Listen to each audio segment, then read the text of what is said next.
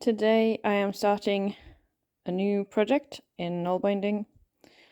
So if you are curious about how I start a project, this is it. Oh, I haven't threaded my needle. This is a mess.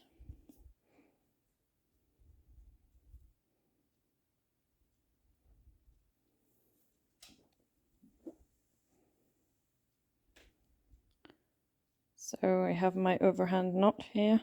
It's my favorite start.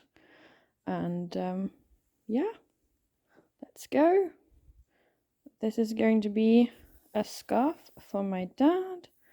And the stitch I'm going to be using is Dalby.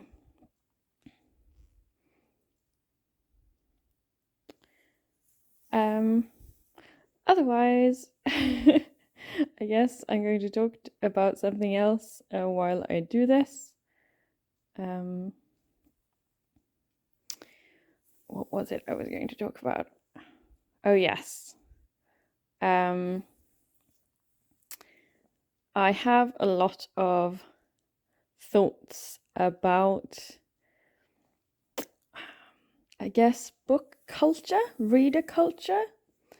And one of the things is the idea of the book as a sacred object where you're called a murderer and other such things if you destroy a book in any way.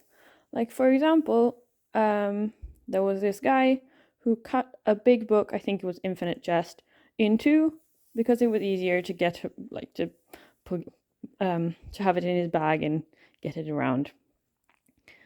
And people were so angry about it.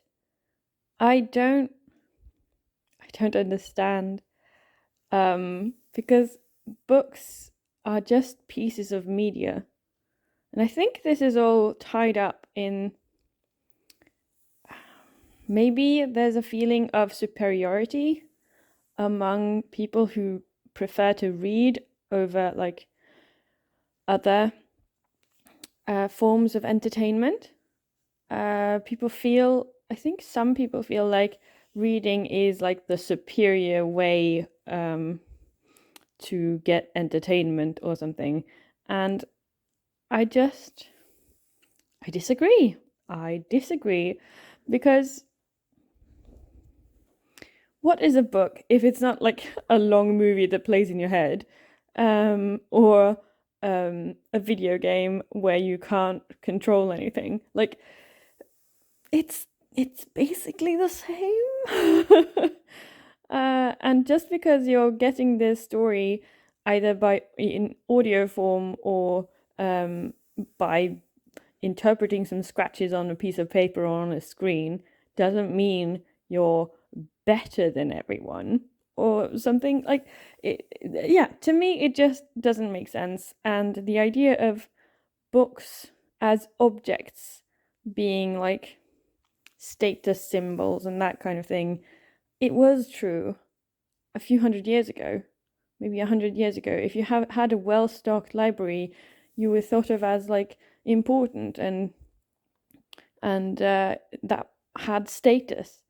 But now I don't think it's right to be sort of lording it over other people by having books. And I know that a lot of books are really pretty and you don't want to destroy them. Like, I don't want to destroy my books, but still, other people have, like, books get destroyed every day. People buy books and do with them what they please. Some books don't get sold and therefore must be destroyed, and often you then rip off the front cover. It's just an object. It doesn't have any value, like, above its retail value. I don't know. If you really, really disagree with me, let me know in the comments, I guess. I've been thinking about it for a while, like how a lot of people seem to think that reading is some sort of superiority game. And within the reading community, some people will insist that ebooks are worse than paper books, or audiobooks don't count. It frustrates me because it's all reading and we're all just having a good time. Please just have a good time. I don't know. So yeah, this is the beginning of a scarf for my dad, and it's going to be worked lengthwise. So this is going to turn into a very long strip, and then I'm going to turn around and it's going to slowly get broader. I've finally settled on a pattern, which means I can now get started.